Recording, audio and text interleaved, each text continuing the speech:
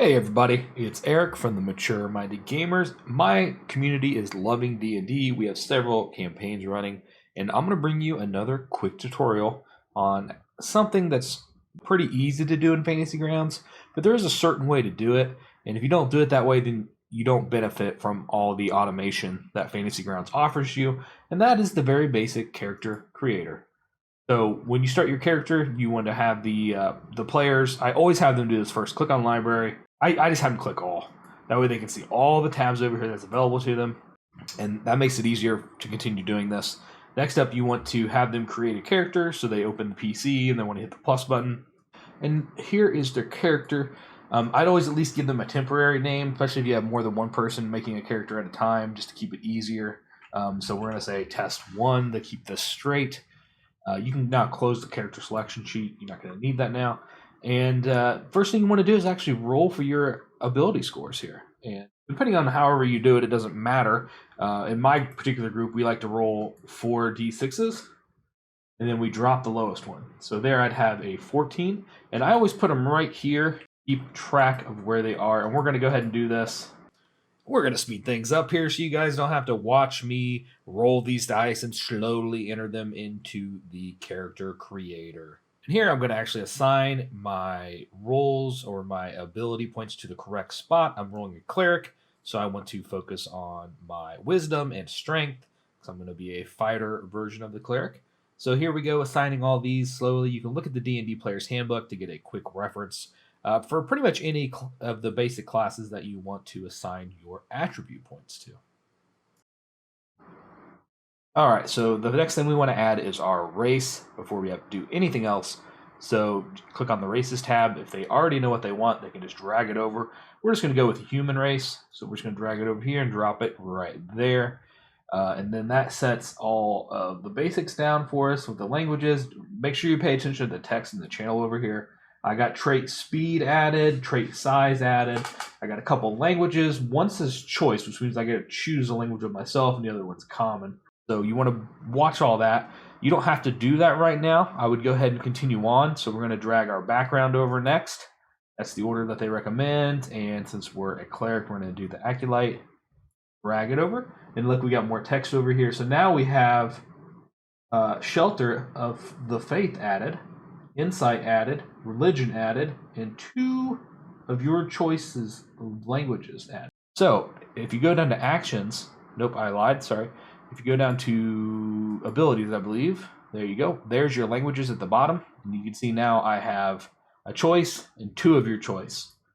So we actually now get to choose 3 additional languages. So this, I don't know why they did this 2 of your choice here. So you just want to hit this plus button or the edit button and then hit the plus right here. Now you get to pick one. So fill this one in. So we may say we want to know undercommon, common, and then our choice here, we'll do Elvish. Oh, by the way, languages, the little gear icon up here that says options. Click on that and then click on languages. And this is all the languages in the game, even though you think it would be the language that Fantasy Grounds is appearing in, but it's not. And then you can pick one from this one. We'll do Draconic.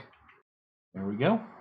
Make sure you capitalize these correctly and spell them correctly in here, and it will actually take them. So if a text is presented by the GM in a certain language, like Draconic, you'll be able to read it.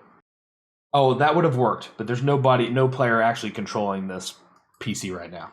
That's why. But they would have been able to understand it. Anyways, let's keep moving on.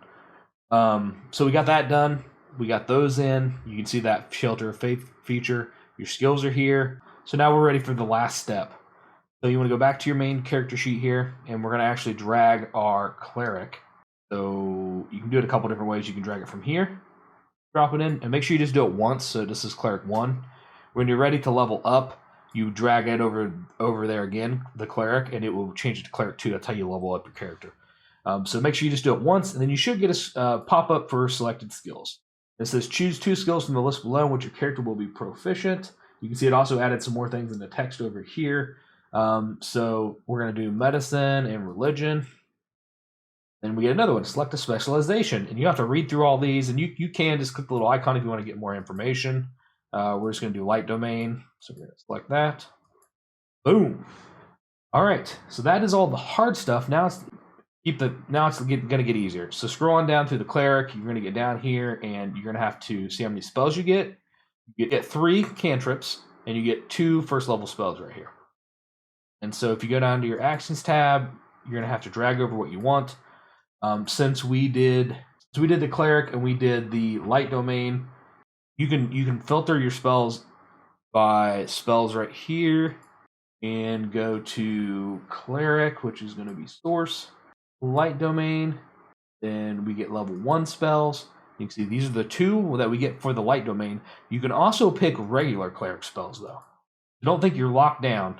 You can pick from these as well, whatever you want. So obviously I'd recommend a cure. So we're going to do that one. And then I probably would go ahead and grab one of my class specialization ones. Probably Fairy Fire. Now we have our 2 spells dragged over, and we have them in our inventory.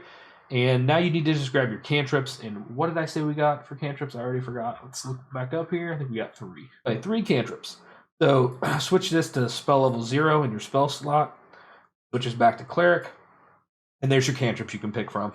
I'm going to take light, take sacred flame, and probably mending. It's a cool one to have. So now you'll see we have 3 cantrips right here. Hit this little hourglass to minimize them to make it easier to read. There's our 3 cantrips. There's our 2 spells.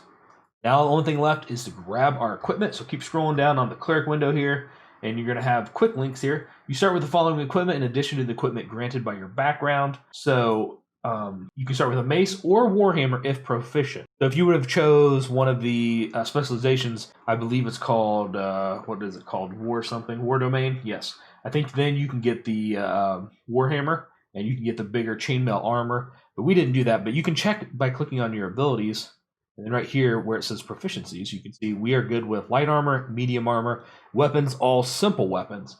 The warhammer is not a simple, so we're going to have to go with a mace. So all you have to do to find this stuff is they actually have links here in the guide. If not, you can just click on items and manually find them. There is your mace. Open your inventory in your character slot. Hidden. A little hard to find room here. And then you're just going to drag that mace over. And you get a shield. Just go ahead and grab it while we're in this area.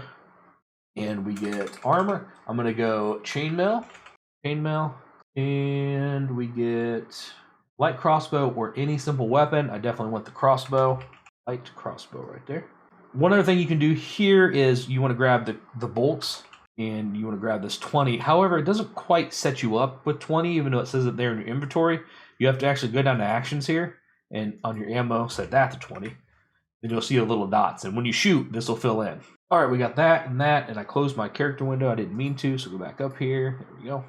And we got a priest pack or an explorer's pack. Well, we're going to go pack and just grab. I have my inventory open, so we're going to have to open that. You're going to see this is going to pop open and drop a bunch of stuff into your inventory, everything that's in the priest pack. I think we got everything now. So we have everything set. Make sure that you've read all the text here on the side, and you've done everything that you were supposed to. That is how you create a character in Fantasy Grounds, quick and easy. Just make sure you do things at the very beginning in that certain order, and that will add all the automation to your character so you don't have to go back and check everything for the correct bonuses and stuff like that. So there is a lot more you can do. You can add your gender, your height, your weight, your alignment, your faction, your deity, your background, your personality traits if you want to do that with your ideals, your flaws, and your bonds. But we're not going to cover that because we wanted to get right to the point. All right, and that wraps up character creation in Fantasy Grounds. Hopefully this video helped you out. Check out our website, maturemindedgamers.com. Join our Discord and join us for some D&D. Have yourself a great day.